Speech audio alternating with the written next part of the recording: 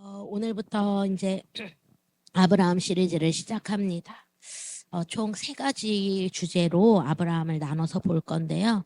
오늘은 아브라함 첫 번째 시간 믿음은 떠나는 것이다 라는 제목으로 설교를 하려고 합니다. 하나님이 오늘 우리에게 주시는 언약과 그리고 순종해야 할 말씀이 무엇인지 깊이 생각하며 함께 말씀을 나눠보면 좋겠습니다. 함께 오늘 읽으실 본문은 창세기 12장 1절부터 9절입니다. 창세기 12장 1절부터 9절까지의 말씀입니다. 우리 한 절씩 교독하면서 9절은 함께 읽도록 하겠습니다. 저부터 시작할게요. 여호와께서 아브라함에게 이르시되 너는 너의 고향과 친척과 아비집을 떠나 내가 내게 보여줄 땅으로 가라. 내가 너로 큰 민족을 이루고 내게 복을 주어 내 이름을 창대하게 하리니 너는 복이 될지라. 너를 축복하는 자에게는 내가 복을 내리고 너를 저주하는 자에게는 내가 저주하리니 땅의 모든 족속이 너로 말미암아 복을 얻을 것이라 하신지라. 이에 아브람이 여호와의 말씀을 따라갔고 롯도 그와 함께 갔으며 아브람이 하란을 떠날 때에 75세였더라.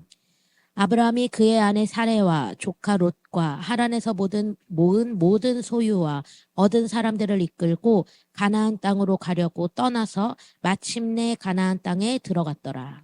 아브람이 그 땅을 지나 세겜 땅 모래 상수리 나무에 이르니 그때에 가나안 사람이 그 땅에 거주하였더라. 여호와께서 아브라함에게 나타나 이르시되 내가 이 땅을 내 자손에게 주리라 하신지라. 자기에게 나타나신 여호와께 그가 그곳에서 제단을 쌓고 거기서 베델 동쪽 산으로 옮겨 장막을 치니 서쪽은 베델이요 동쪽은 아이라. 그가 그곳에서 여호와께 제단을 쌓고 여호와의 이름을 부르더니 다 같이 점점 남방으로 옮겨갔더라. 아멘. 제가 잠시 기도하고 말씀 나누도록 하겠습니다. 하나님 아버지 감사합니다. 매주 우리에게 주님의 말씀을 허락하시고 하나님 그 말씀 앞에서 고민하며 또 한 주간 어떻게 순종하며 살아야 할지를 인도하시는 그 주님께 감사드립니다. 하나님 오늘의 이 시간도 주님께 온전히 의탁드립니다. 성령님 정말로 부족하고 아버지 준비되지 않은 자가 이 자리에 섰으나 하나님께서 친히 일하여 주시기를 간절히 간구합니다. 하나님 우리 각 사람이 들어야 할 것을 듣게 하시고 주님 앞에 순종으로 반응해야 할 바를 깨닫게 하시고 아버지 순종의 삶을 이루어내는 한 주를 살 수 있도록 주님 인도하여 주시옵소서. 이 말씀이 선포되는 이 시작의 시간부터 이 예배가 마쳐지는 마지막 시간까지 주님께서 함께하여 주시기를 간절히 소원하오며 살아계신 예수님의 이름으로 기도드렸습니다. 아멘. 네. 우리가 지금 몇 주째죠? 5주째인가요? 5주째. 네, 예배는 6주째. 그죠? 6주째 예배를 드리는데, 그런 생각이 들었어요. 이 예배가 익숙해지면 되게 위험하겠다. 우리에게 익숙해서 너무 편안해서 그래서 이 예배 가운데 일하실 하나님을 더 이상 기대할 수 없고 이 예배가 정말 예배라고 너무 이 귀중한 예배라고 느껴지지 않으면 그러면 이 예배는 우리에게 아무런 의미가 없겠구나. 그저 그런 또 다른 어떤 형식의 교회가 되겠구나. 그런 생각이 들면서 사실 한 주간 굉장히 많이 혼자 기도했던 것 같아요. 하나님 우리에게 이 예배가 그저 그런 루틴이 되지 않게 해주세요. 사실은 우리가 이렇게 공식적으로 드리는 예배가 일주일에 한 번 이 예배뿐이잖아요. 그죠? 너무 우리에게 귀중한 예배로 하나님이 주신 건데 우리가 너무 쉽게 생각해버리면 그러면 이 예배를 드리는 게 또 다른 교회 가서 드리는 예배랑 뭐가 다를까? 우리에게 주신 이 특별한 은혜를 우리가 받을 수 없게 되지 않을까? 그런 생각이 들면서 한 주간 혼자 정말 많이 기도했어요. 무시로. 하나님 이 예배가 우리에게 그저 그런 루틴이 되지 않게 해주세요. 매 예배 때마다 살아계시는 하나님의 그 음성을 들을 수 있도록 들을 귀를 허락해 주세요. 하나님이 그걸 위해서 우리에게는 이 스윙핏을 주시고 우리에게는 홈스쿨을 주신 것 같아요. 매일 하나님을 기억하라고. 아마도 각자 하나님이 자기를 두신 그 자리가 있을 거예요. 근데 그 자리가 곧 하나님을 만나는 자리가 되어야만 사실은 오늘 이 예배가 또 특별하게 느껴질 수 있는 것 같아요. 그래서 결국은 우리의 삶과 우리의 예배가 일치되는 데까지 가지 않으면 이 예배 또한 그저 그런 하나의 루틴으로밖에는 되지 않는 그런 예배로 전락해버릴 수 있겠구나. 하나님의 계획은 그게 아니고 하나님의 뜻은 그게 아닌데도 나는 들을 귀가 없어지는 거예요. 우리가 그 자리에 가지 않도록 항상 깨어있기를 힘써야 될 것 같습니다. 네, 오늘 말씀 보면 오늘은 이제 노아를 지나 아브라함으로 왔어요. 아브라함의 아버지는 데라입니다. 이 데라는 셋의 후손이에요. 이 셋을 통하여 이 셋의 족보를 통해 내려가고 쭉 내려가고 쭉 내려가서 누가 오셨을까요? 예수님이 오셨어요.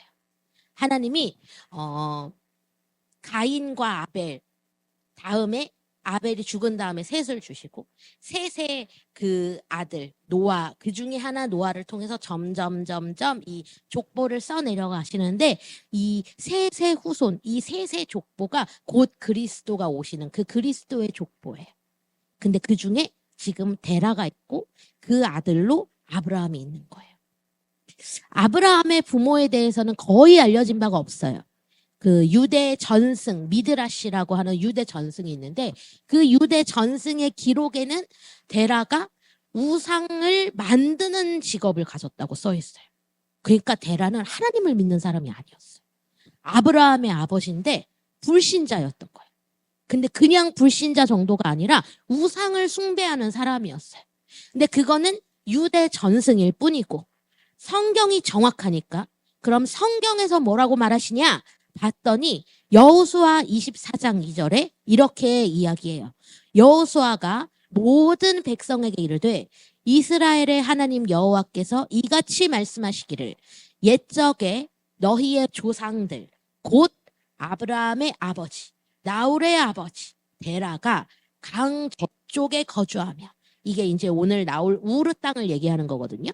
강 저쪽에 거주하며 다른 신들을 섬겼으니 우상을 만드는 직업을 가졌는지 안 가졌는지 뭐 그것까진 모르지만 확실한 건 데라는 다른 신을 섬기는 사람이었어요.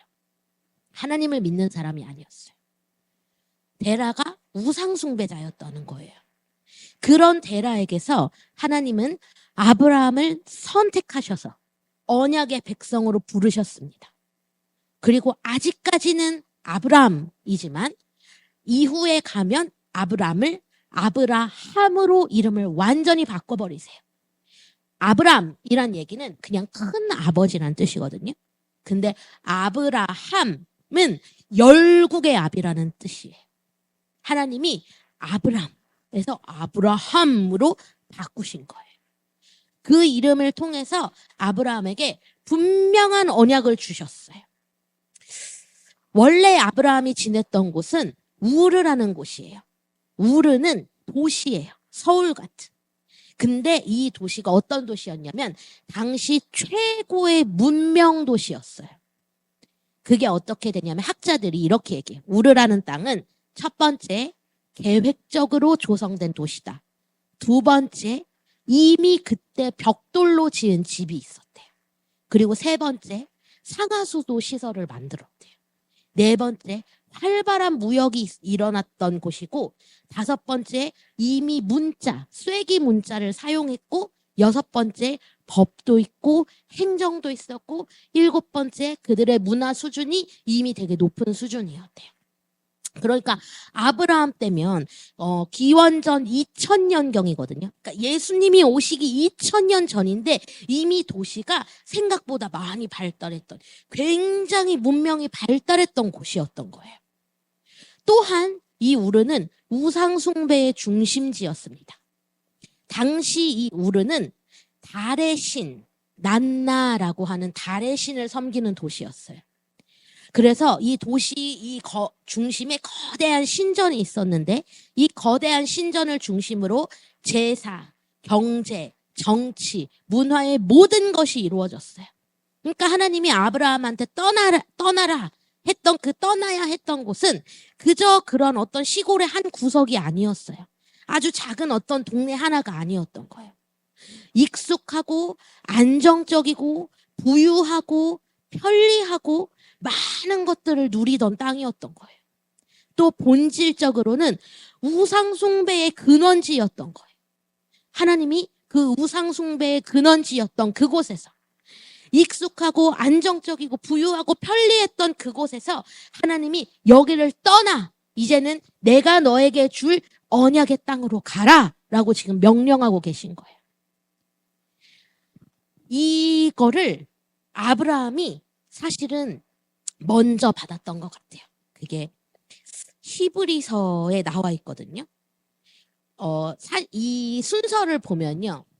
우르 땅에 데라와 그 가족들이 살고 있었어요. 그런데 데라가 갑자기 이사를 가요. 가나안 땅으로 가야겠다 하면서 이사를 가는데 중간에 가던 길에 하란이라는 곳에서 데라가 죽어요. 그리고 아브라함이 남았는데 그때 아브라함에게 직접 말씀하시는 이 본문이 바로 오늘의 본문이거든요. 그때 하나님이 얘기하시는 거예요. 아브라함에게 이르시되 너는 너의 고향과 친척과 아비집을 떠나 내가 내게 보여줄 땅으로 가라. 그러니까 끝까지 가라는 거예요.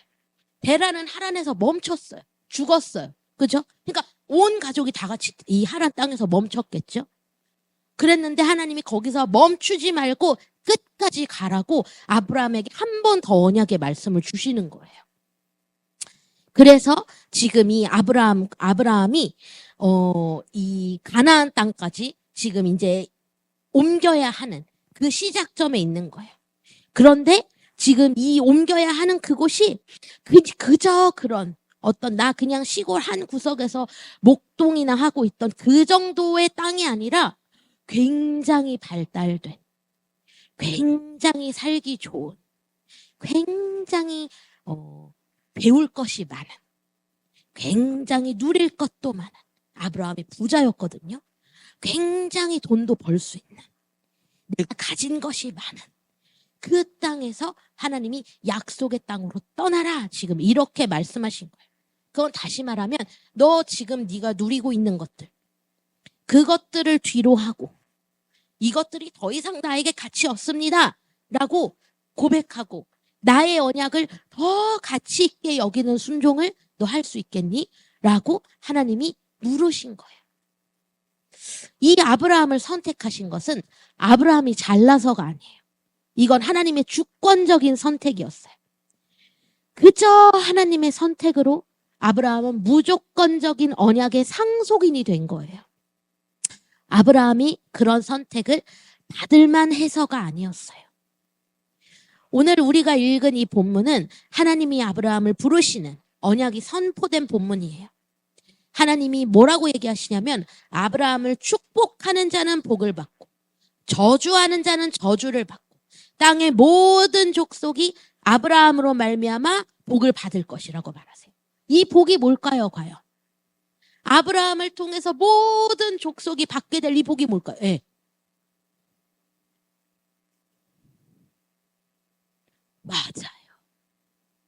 맞아요. 하나님이 이 아브라함의 이 후손으로 예수 그리스도를 보내시고 그리고 그 예수 그리스도를 통해서 모든 족속이 구원을 받을 수 있는 모든 인류가 구원을 받을 수 있는 그 복을 주시겠다는 거예요. 그래서 아브라함으로 바꾸신 거예요. 열국의 아비로. 이 아브라함이 그럴만해서가 아니었어요. 그런데 이런 엄청난 이 언약을 받을 만한 자였나? 그럴 만한 준비가 다 된 자였나? 그렇지 않아요. 그걸 어떻게 알 수 있냐? 사실은 이 다음에 나오는 성경 본문을 보면 알 수 있어요. 그걸 제가 스토리로 설명해 드릴 거예요. 아브라함이 그래서 이동해서 가나안 땅에 도착했어요. 도착해서 그곳에서 이 땅을 내게 주리라 라고 하는 하나님의 말씀을 듣고 그곳에서 제단을 쌓아서 예배를 드렸어요. 예배까지 드렸어요. 그런데 딱 예배 드리고 난 뒤에 점점 남방으로 옮겨가요. 오늘 말씀 마지막 9절에 보면은 점점 남방으로 옮겨갔더라 이렇게 말씀하시거든요. 점점 후퇴하는 거예요. 왜 그랬을까? 그 이유는 그 땅에, 그 가나안 땅에 기근이 든 거예요. 근데 이 기근을 보니까 약속하신 땅인 건 맞는데 내가 지금 여기에 머물러서는 살 수가 없을 것 같은 거예요. 굶어 죽을 것 같은 거예요. 기근 때문에 아무것도 곡식이고 뭐고 얻을 수가 없는 거예요. 그 두려움에 딱 휩싸이니까 아브라함이 점점 남방으로 옮겨갔어요. 그 얘기는 무슨 말이냐면 살궁리를 한다는 얘기예요. 이 기근을 피해서 내가 어떻게 살 수 있을까? 이거를 고민하다 보니 점점 남방으로 옮겨갔는데 이 남방이 어딜까요? 옮겨간 남방의 종착지가 어디였을까요? 바로 그 유명한 애굽이에요. 애굽까지 내려간 거예요. 여러분, 하나님의 약속을 믿고 순종하면 어려움이 없을까요? 다 잘 돼야 될까요? 그렇지 않아요. 내가 하나님을 믿고 순종한 걸음에도 어려움은 항상 찾아옵니다. 항상. 모세가 자기가 이 이스라엘 백성들을 데리고 출애굽할 이 이스라엘 백성들의 리더가 될 자신이 처음에 있었을까요? 없었을까요? 없었어요. 하나님이 제발 저는 말도 잘 못하는 사람이에요 하면서 하나님한테 제발 자기 시키지 말아달라고 막 그랬잖아요. 그죠? 근데 그 자신이 없는 중에도 하나님의 명령에 순종해서 출애굽을 시키기 위해서 바로 앞에 딱 섰어요. 그럼 어떻게 돼야 돼? 우리 생각에. 바로가 그래. 이스라엘 백성들 내줘야 될 것 같은데 바로가 어땠어요? 절대 보내주지 않았죠. 오히려 더 강팍해졌죠. 심지어 모세가 이 이스라엘 백성들의 원망도 샀어요. 너 때문에 우리가 광야에서 죽게 생겼다 이러면서. 모세는 할 수 없다고 그랬어요. 하기 싫다 그랬어요. 그런데도 하나님이 순종하라 해서 순종했거든요. 그런데 모세가 다 욕을 먹는 거예요. 항상 위험에 처하는 거예요. 모세도 그랬어요. 순종했으나 어려움이 있었어요. 모세 그 홍해 앞에서 모두가 이제는 죽는구나 라고 생각했던 그때에 그런데 거기까지 순종해서 갔더니 홍해를 가르시는 하나님의 은혜를 그때 경험한 거예요.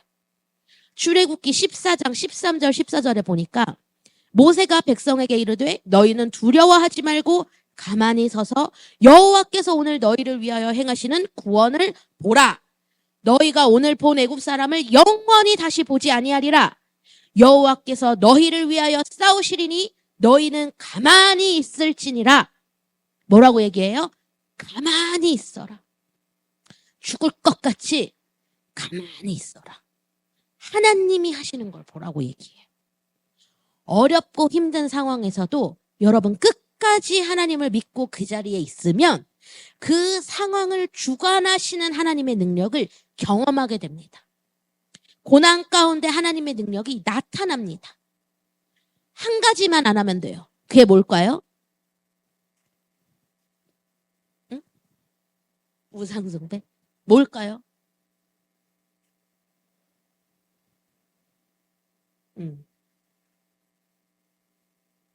하나님을 안 믿으면 뭘 하게 될까요?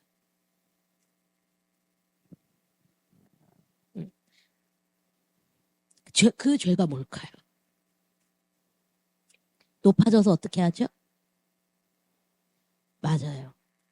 그래서 하나님이 모세를 통해서 너희는 가만히 있어라라고 말한 거예요.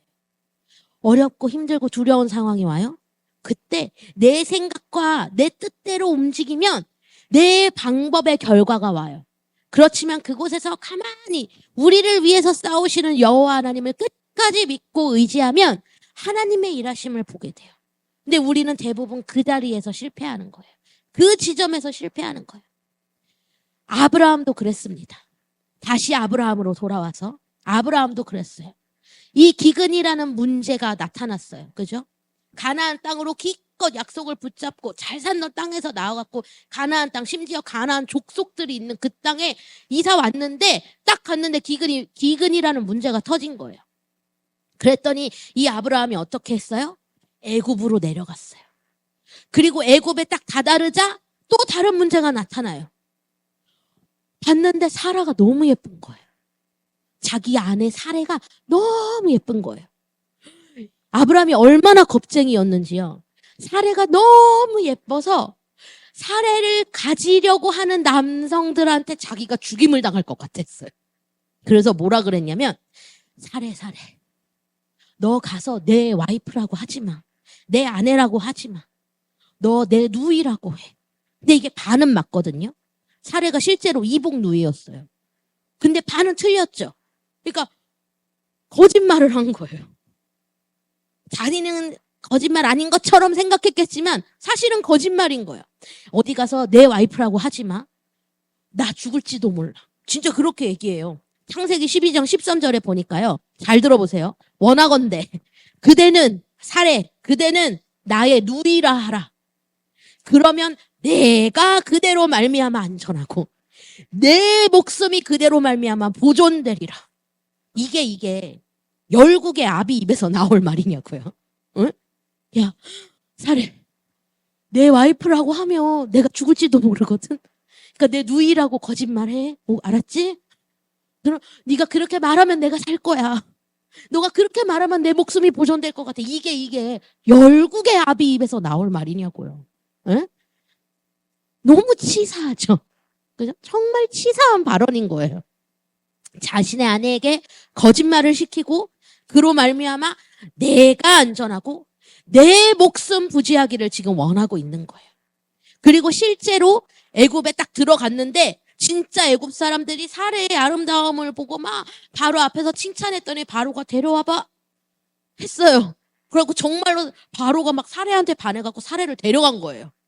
그러니까 딱 사례가 간 뒤에 아브라함이 뭐라고 생각했을까요? 어떻게 내 와이프 뺏겼어 이랬을까요? 아이고 살았다 그랬겠죠. 역시 그럴 줄 알았어. 이거 봐. 누이라고 안 했으면 내가 어떡할 뻔했어. 진짜 죽을 뻔했잖아. 사례한테 좀 미안은 하지만 어쩔 수 없었어 하면서 그죠? 어휴 다행이다 이랬을 거라고요. 그런데 그러니까 아브라함이 그 다음에 사례 다시 데려올 생각 안 하고 가만히 있었잖아요. 그죠? 그런데 하나님이 가만히 계시지 않았어요. 창세기 12장 17절에 보니까 여호와께서 아브라함의 아내 사레의 일로 바로와 그 집에 큰 재앙을 내리신지라.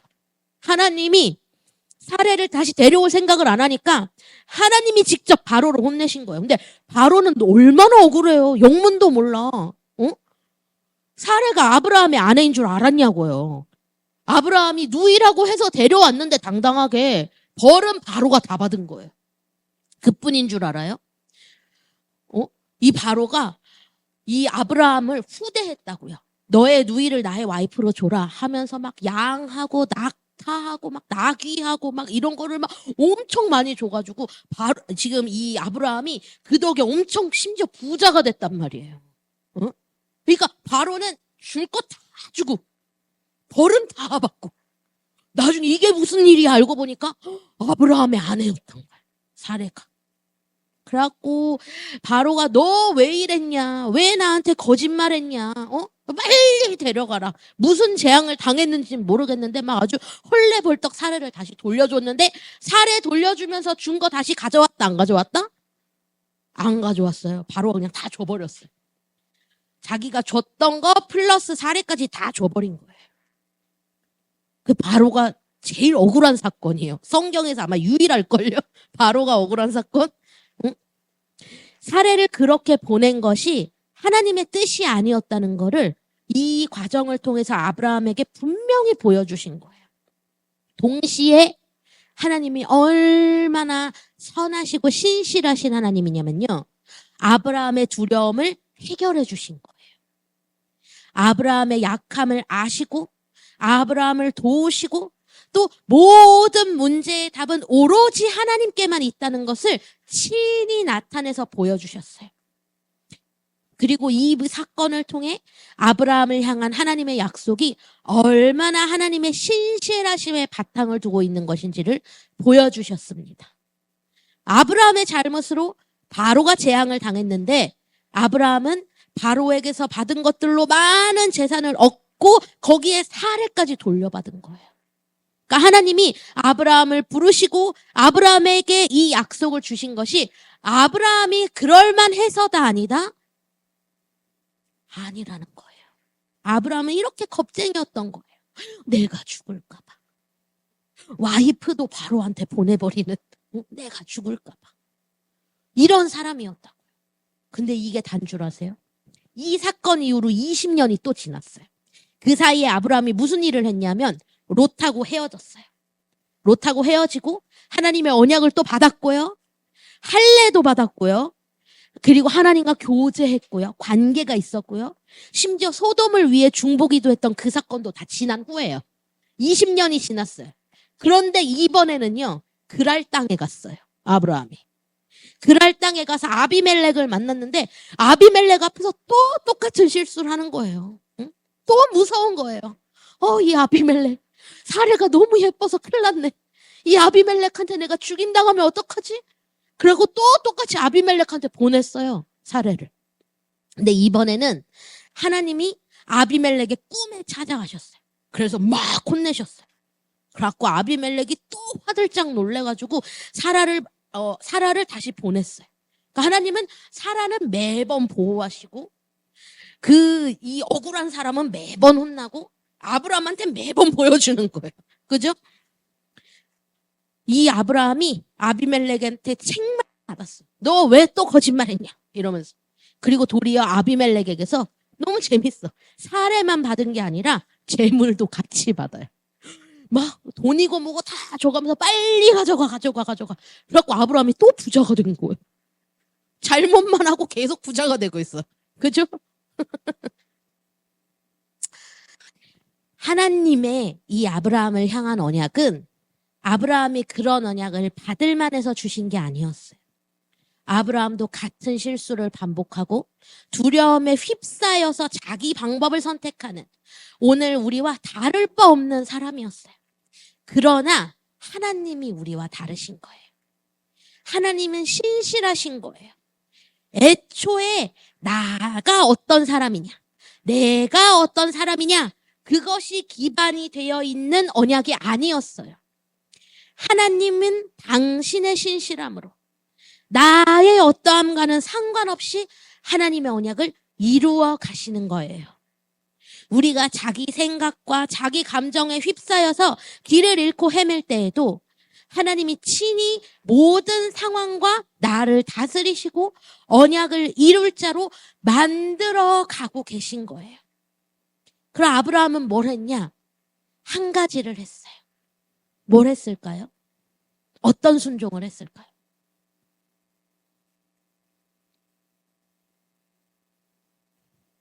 맞습니다.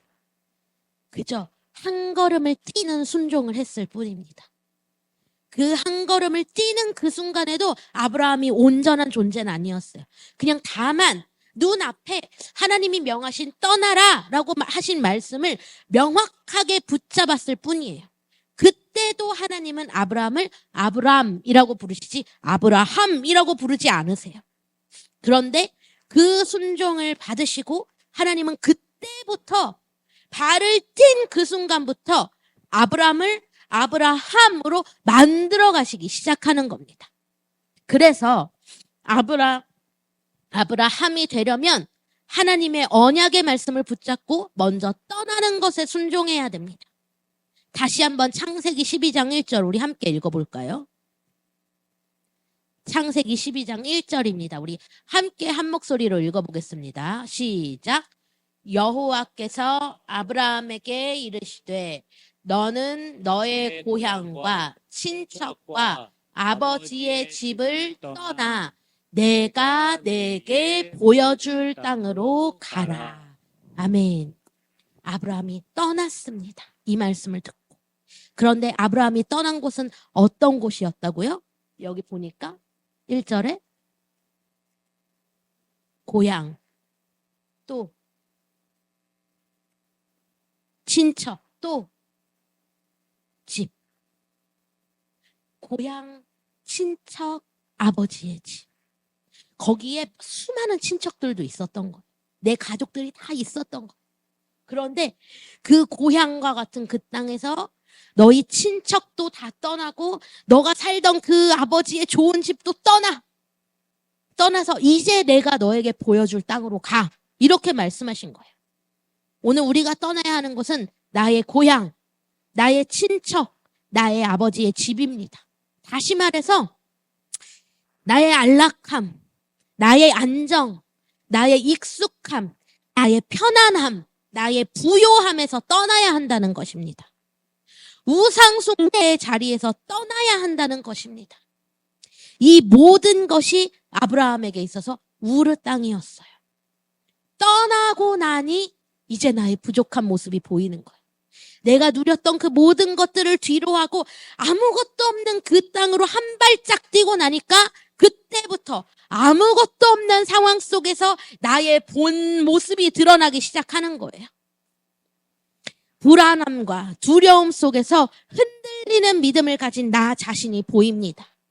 하나님이 강권적으로 개입하시고 도와주셔도 똑같은 실수를 또 반복하는 나 자신도 보입니다.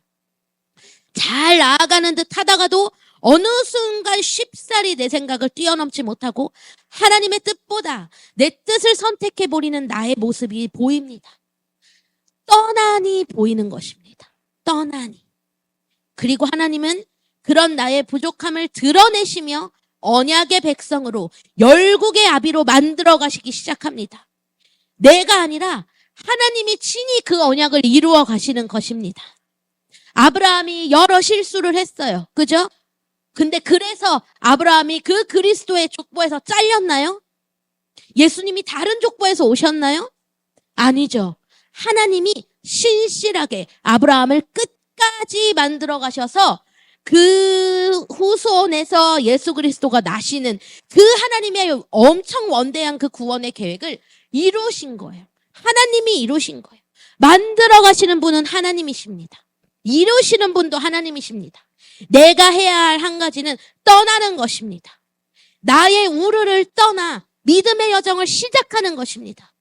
내가 떠나야 하는 우르는 오늘 어디입니까? 오늘 여러분이 떠나야 하는 우르는 어디입니까? 여러분의 믿음의 여정은 시작되었습니까?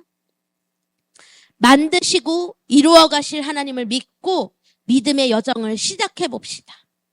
하나님의 약속의 땅을 바라보는 우리가 되기를 소원합니다. 하나님 아버지 감사합니다. 하나님 그냥 지나치지 않고 하나님 우리를 이렇게라도 찾아와 주시니 감사합니다. 우리를 깨워주시니 감사합니다. 하나님, 이제 하나님의 말씀 앞에 온전히 믿음으로 반응하기를 소원합니다. 하나님, 우리가 떠나기를 소원합니다. 하나님, 우리가 머물렀던 그 자리에서 내가 편안하고 내가 안락하고 내가 편리했던 그 자리를 하나님 이제는 내가 박차고 일어나기를 소원합니다. 하나님이 이끄시는 곳이 어디든 하나님 믿음으로 가기를 소원합니다. 주님 결단합니다. 하나님 우리의 마음을 받아주시고 우리의 삶이 하루하루가 아버지 한 걸음 한 걸음 믿음의 여정을 시작하는 삶이 될 수 있도록 주님 이번 주도 붙잡아 주시옵소서. 성령님 우리에게 찾아와 주시옵소서. 아버지 우리에게 성령의 기름을 부어 주시옵소서. 아버지 그 성령님께서 우리 심령에 말씀하시는 그 음성을 예민하게 들을 수 있도록 주님 우리의 잠든 영혼을 깨워 주시옵소서. 주님 우리의 심령을 깨워 주시옵소서. 우리의 막힌 길을 뚫어 주시옵소서. 우리의 닫힌 입을 열어 주시옵소서. 우리의 강팍해진 마음을 부셔뜨려 주시옵소서. 그래서 내 안에서 성령님께서 자유롭게 일하실 수 있도록 나의 생각과 마음과 지정의를 모두 주님께 내어드리기를 소원하오니 주님 우리를 만나 주시옵소서. 주님 매일매일 예수 그리스도의 보혈을 덧입어 살기를 소원합니다. 내 생각대로 살지 않고 내 마음대로 살지 않고 내 뜻대로 살지 않고 내 계획대로 살지 않고 주님의 보혈을 덧입고 주님의 뜻을 발견하며 순종하는 삶을 살기를 소원합니다. 아버지여 주님 우리를 흔들어 깨워서라도 아버지 그 걸음을 멈추지 않게 하여 주시옵소서. 이것을 방해하는 모든 악하고 더러운 세력들은 이 시간 나사렛 예수 그리스도의 이름으로 명하노니 떠나갈지어다. 떠나갈지어다. 떠나갈지어다. 우리의 발목을 붙잡고 계속해서 뒷걸음질 치게 만드는 이 악 악한 사단의 세력은 떠나갈지어다, 떠나갈지어다, 떠나갈지어다. 하나님이 이 시간 예수 그리스도의 피를 뿌려 주시옵소서. 아버지 거룩하게 하시옵소서. 주님을 붙잡고 쫓아가는 믿음의 자녀다운 삶을 살게 하시옵소서. 아버지 끊임없이 내 귀에 유혹하고 내 생각을 흔들게 하며 내 믿음을 속이는 이 모든 사단의 세력들을 이 시간 물러갈지어다, 물러갈지어다, 물러갈지어다. 이 가정은 예수님이 주인 되신 가정이다. 내가 붙잡고 흔들 수 있는 가정이 아니다. 이 시간 주님 붙잡아 주시옵소서. 주님 함께하여 주시옵소서. 주여 아버지, 아버지, 아버지, 주님 함께하여 주시옵소서. 주님이 함께하시는 것만이 우리의 소망입니다. 하나님이 계시지 않으면 우리가 무엇을 해도 하나님 아무런 의미가 없습니다. 주님이 계셔야만 의미가 있습니다. 주님 함께하여 주시옵소서. 어디를 가든지 무엇을 하든지 그곳에 하나님 함께하여 주시옵소서. 오늘의 예배 가운데 함께하신 주님의 은혜에 감사드리며 살아계신 예수님 이름으로 기도드렸습니다. 아멘.